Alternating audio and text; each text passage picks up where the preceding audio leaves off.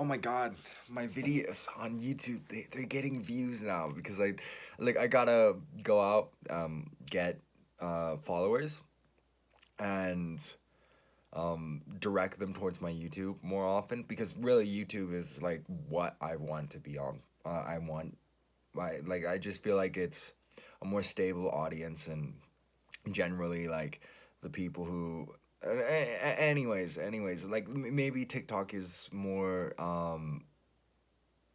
like fun and games, but I'm up. I guess I'm sharing this to maybe provide encouragement. It is sober October, and I'm not really exactly doing sober October. Not exactly like I got that. I got these bucked ups. Like I want to quit. I want to quit. These things are so easy. Um, but then there's like buying THC, and I want to go get this little packet of for $5. It has like four gummies, and I think they're like 2.5 milligrams or something like that. And I want to go get that. I was looking online for 1 milligram capsules, and they're like $30, pretty expensive for just 1 milligram. But I want to have raised dopamine. Um, I'm supposed to like I'm sitting here, and a lot of the time it's just like I wish I wish that I could just be more like a lot of my suffering, a lot of my problems with productivity is just chasing after that high, like wanting like that motivation, like and with discipline it's like what do you have to do? Ignore your feelings, do the thing. And then there's wisdom in like look for the simplicity, the simple rewards. Don't be too greedy. Let like small rewards be enough to drive you forward. And most of hard work on any project that is seriously important, whether you're doing a project in business for someone else or doing personal projects and stuff.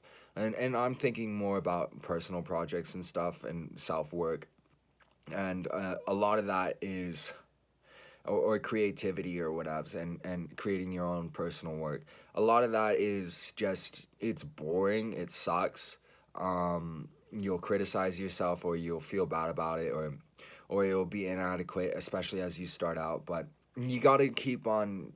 You gotta have that beacon. It's like one day I'm gonna be a good writer. I'm gonna write books. I'm gonna talk about Stoicism, Buddhism, Christianity, and multiple other viewpoints.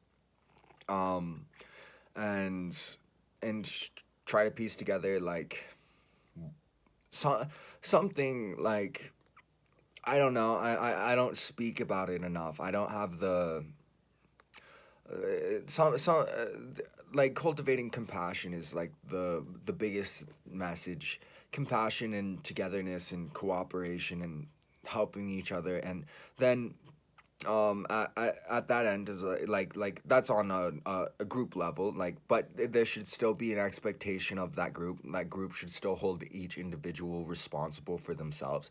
So it's like, oh, you should take responsibility, you should take care of your health, you should that's I think primary, like first thing is like your mood and your health, um, in some way, whether that's through mental discipline and emotional regulation, which can be very difficult, but a lot of people manage it and people are very resilient.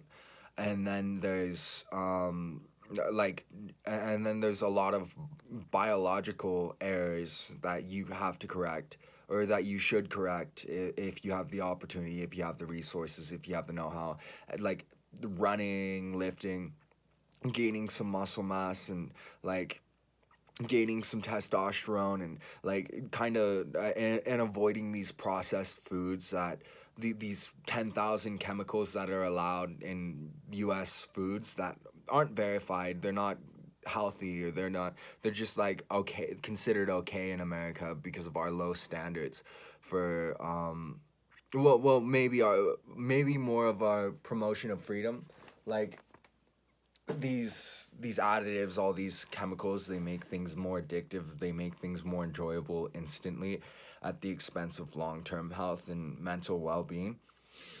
And so it's wise to avoid these things. Of course, like you can eat, realistically you can eat like 10-20% of your diet daily of shitty foods and mostly be fine, but there's so many cardiovascular and cognitive and genetic, hormonal, endocrine, immune system, like sort of emotional regulation problems that do arise. And I don't know what I just, what I do know is like if you were eating mostly healthy vegetables, meats, yeah, and maybe you shouldn't eat junk food every single day. I don't know, like maybe that stuff accumulates, but I don't know. Like just the simple act of having some ice cream or something like that, or a donut on the daily, I think leads to poorer health and poorer mood. Like just having that spike of dopamine can be, like, it's not necessarily fundamentally bad. Like you can eat a donut and shit like that, but like there is a cost to that. Like when you raise your dopamine and then you lower it afterwards, you develop a craving, and when you develop any pleasurable craving, you kind of across the board sort of orientate yourself sort of a little more towards that instant gratification, that easy reward.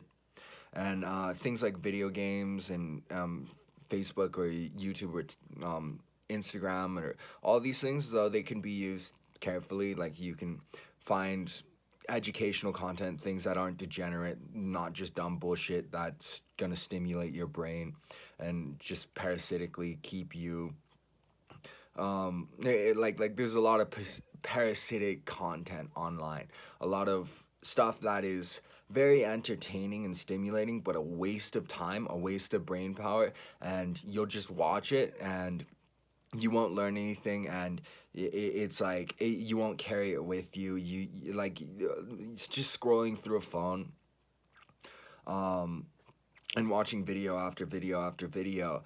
Um, it's bad for your attention and for your motivation for longer term things. So it's like limit that, watch that, especially in the mornings when you wake up. Um, you have all this dopamine in your head. Like you go to sleep and then you wake up and you've restored your dopamine and stuff like that. And then there's things like L-tyrosine or L-phenylaniline that you can get from your diet, from like eggs and meat and certain vegetables or whatevs. I don't know if it's really high in vegetables. Vegetables aren't really high in amino acids, but like eggs and stuff like that. And you can look it up, like foods that help promote dopamine, and make sure that you're getting an adequate supply of those throughout the day, and how much you should have, and things like that. Just like and so like a lot of people eat like 60 to 70% of carbs throughout their day, and if you're just eating these low quality carbs and you're not focusing on protein, you can really miss out on a lot of the basic building blocks that are promoting towards your focus and mood. But yeah, I'm gonna try to that was a video. Like I have things that I can say and offer as advice, and like I need to focus more on that, what I can offer, what I can say. Reminders, like it's okay if like I don't have some brilliant idea or anything like that, because the vast majority of content is just reminders. And so I need to focus on that and giving out positive advice, and is whatever way, whether it's structured, whether it's not, whether I can really order it or title it right. Like I just got to try and improve and increment, and yeah.